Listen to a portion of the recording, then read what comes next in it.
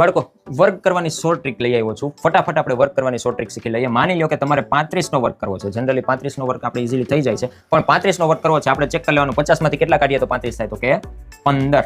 તો એનો મતલબ એમ 15 નો વર્ક કર્યો આપણે 200 તો 25. તો 2 છે ને આપણે ઘાતમાં એમને રાખીએ. હવે આપણે શું કરશું તો કે 50 થી ઓછી સંખ્યા હોય ને તો આપણે 25 માંથી આ સંખ્યાને બાદ કરવાની. 25 માંથી 15 બાદ કરો તો કેટલા થશે? 10. તો એનો મતલબ એમ કે આપણે 10 લખી નાખવાના. હવે આ જે વધી છે એ 0 ને ઉપર છે એમ કહેવાય. તો એનો મતલબ એમ કે 12, 25 આ છે એ 35 નો વર્ગ છે. ચેક કરી લેજો. એના પછી આપણે હજી થોડીક હાર્ડ સંખ્યા લઈ. માની લો કે તમે લીધી 47 નો વર્ગ. 47 છે એ 50 થી 3 ઓછા છે એટલે -3. હવે 25 માંથી -3 કરશો, હવે 3 નો વર્ગ થાય. 0 9 25 છે, એમાંથી 3 જાય તો 22. આ ચેક કરી લેજો. હવે તમને એમ થાય કે 50 થી વધારે સંખ્યા હોય, માની લો કે તમે લીધી છે 53, તો એનો મતલબ એમ કે +3 કર્યા તો અહીંયા આવશે 0 9 બરાબર. અને શેમાં તો કે 25 માં 3 પ્લસ થશે 26, 27 ને 28. તો આ 28 ચેક કરી લેજો. આ જ આવશે 53 નો વર્ગ.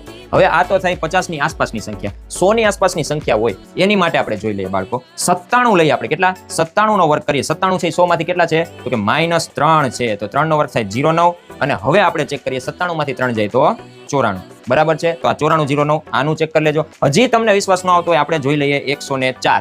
104 નો વર્ગ કરવા બેસું ને બાળકો, 100 માં કેટલા નાખીએ તો 4 છે, તો કે +4 બરાબર છે. હવે આપણે કરીએ 4 નો વર્ગ. ચોકે 16 લખી નાખ્યું છે. હવે શું છે 104. હવે જો અહીંયા 50 ની નજીકની હોય ને તો આપણે 25 માંથી જ +- થાય, પણ જ્યારે 100 ની નજીકની હોય ને તો ડાયરેક્ટ આ જ સંખ્યામાં આ કરવાનું છે. તો 104 માં પ્લસ કરવાના કેટલા તો કે 4. તો શું આવશે 108. બાળકો ચેક કરી લેજો, 104 નો જ વર્ગ છે બરાબર છે. તો આવી રીતે આ ટ્રીકને તમારે અલગ અલગ રકમ માટે ટ્રાય કરો અને ચેક કરો તમારે આવું થાય છે અને ક્યાં સુધી થાય છે.